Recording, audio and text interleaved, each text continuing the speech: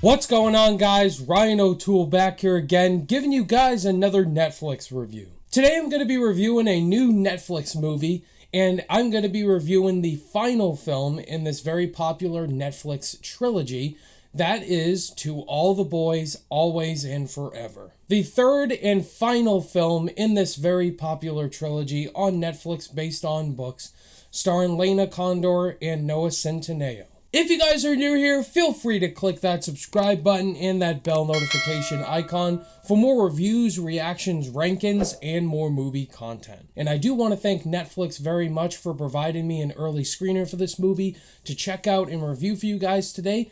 And this movie does drop worldwide on Netflix tomorrow, February 12th, for Valentine's Day weekend. As Laura Jean prepares for graduation, she's a senior in high school and getting ready for adulthood, her relationship with Peter is at stakes. They're trying to figure out if they should go to the same college, which is Stanford, or she wants to go to a different college, which is long distance. And this movie basically deals with moving on, growing up, and just entering life. Now, I'm not the romance movie kind of guy. Whenever there are romantic comedies that really focus a lot on romance and aren't funny, then those films aren't my cup of tea. Like the Twilight movies, those are just god awful. And when I first saw the first two installments of this trilogy, To All the Boys I've Loved Before and To All the Boys P.S. I Still Love You, I was actually really surprised by how much I really enjoyed both of those installments. They really deal with high school drama really well, relationships, teenagers, and I just think those movies really did surprise me. So what are my thoughts on this movie, guys? Is this movie a great way to end the trilogy? Is it good? Is it bad? Or right there in the middle?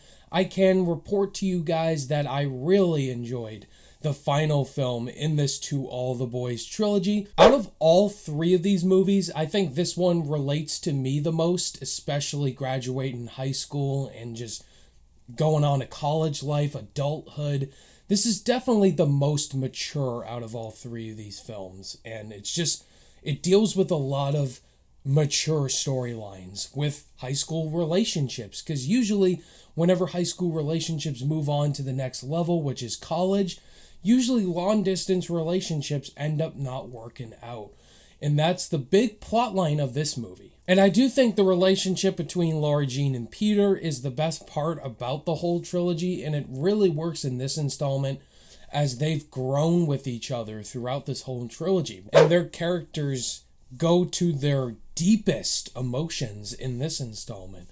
And I really think it works in this film better than the rest of the films. A lot of the plot line in this movie definitely reminded me of High School Musical 3, except without the music. As, again, both of those movies really deal with moving on to college. You know, they're seniors in high school. They have to decide if they want to keep their relationship going forward, if they can go to the same school or go to separate schools, long-distance relationships. And I think if you're into that type of movies and storylines, then I really think this film of To All the Boys, Always and Forever is going to really resonate with you. And it did with me because, you know, I've been in high school and I've had to decide which school was right for me or where I should go for my adult life. And I think the message overall is that do whatever you want to do. It's your decision. There's always a way to make anything work with a relationship or just friendship all the way around, you know. The father in the film, he's getting married to the woman he loved in the second film. And then you have our lead character that's trying to decide if she wants to move forward or she should just go to the school that Peter is going to. But I think the message really resonates strong that do what you want to do. And now I do have a couple of issues with the movie. It's definitely not perfect. I would say my first issue has to lie around the sisters in here. Again, out of all three of these films, I really love the sister camaraderie in all three films. But there's always the one character who I want to see more from, and that's the older sister in here, Margot. I think Margot's such a strong character in all three of these films, but we just see her get pushed off to the sideline throughout a majority of these films. And I really wish she was in it the most for this installment, because I think she adds the most impact to Laura in all three films. films. Also, another issue, I would say the lack of conflict in all three of these movies. Whenever an issue does get brought up, it usually does get resolved within the last 5 minutes. With all three, it definitely feels sappy and glossed over, like everything's all perfect. It's not the worst issue in the world, but whenever there is a conflict that happens, it unfortunately does get glossed over for me. Like, it feels completely rushed. Before I give you guys my final thoughts on To All the Boys, Always and Forever, if this is your guys' first time checking out the channel and you enjoyed hearing my thoughts on this movie, definitely hit that like button and consider clicking that subscribe button. I do reviews every week on this channel, new and classic.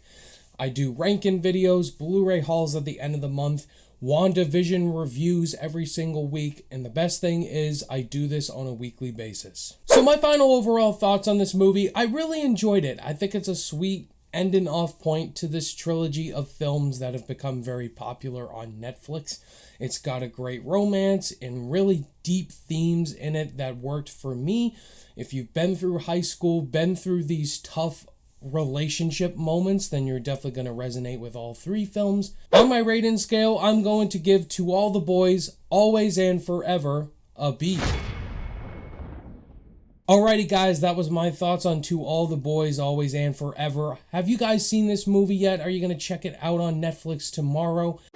And if you have seen this movie, let me know which film in the trilogy is your favorite. Let me know that down below in the comments section. Thank you guys as always for watching this review. All my social media links are in the description below, and I'll see you guys in the next video. Bye.